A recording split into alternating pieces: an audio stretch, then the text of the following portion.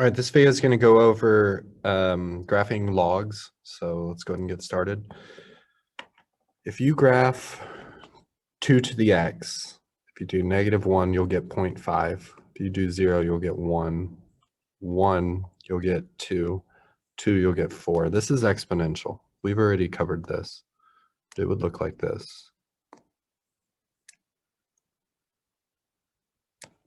That's not very good. Okay, let's try this again. And 3 would be 8.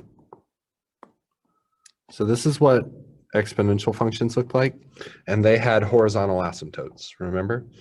Okay, well, if you graph logs, you need to realize you can't do log of a negative number. That doesn't work.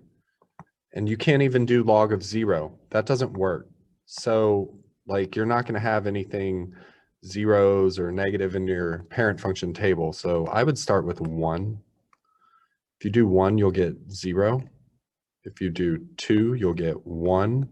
And if you do 3, you can't really do that without a calculator. If you do 4, though, you'll get 2. All right, 1, 0, 2, 1, 4, 2. And by the way, if you did 1/2, you would get -1. So like here. The log function looks like this. Red.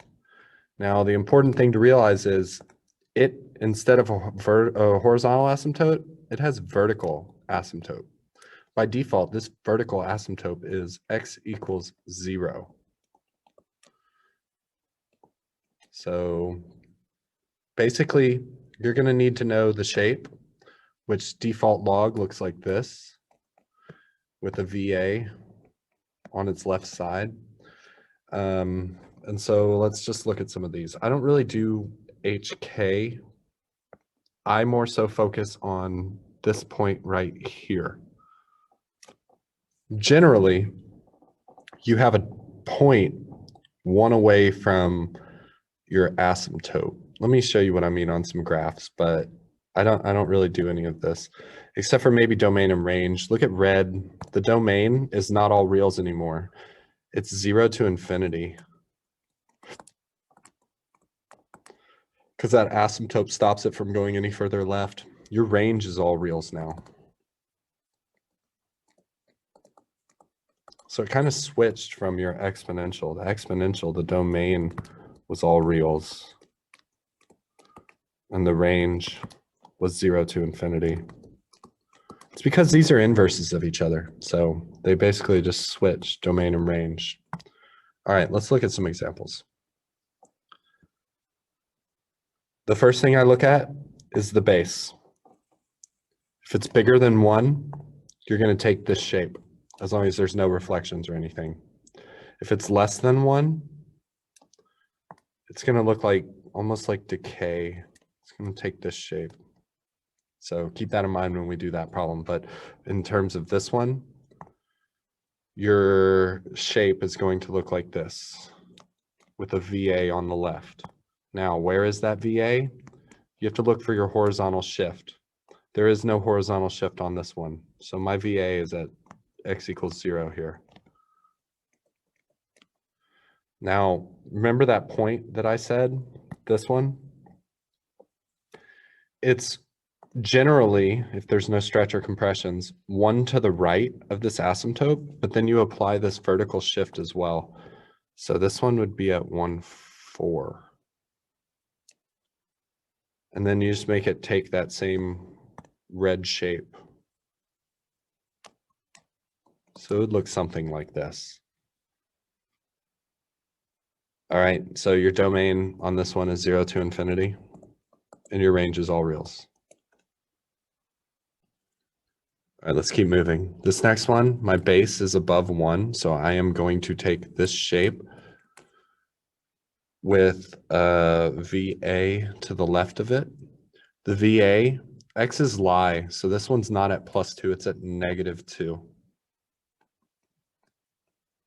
So my VA is x equals -2. Now, that point was 1 to the right of it, but it's not here because you apply this -4. So you go down 4. So it'd be at 1, -4, like this. And then you just make it take the shape. Like that.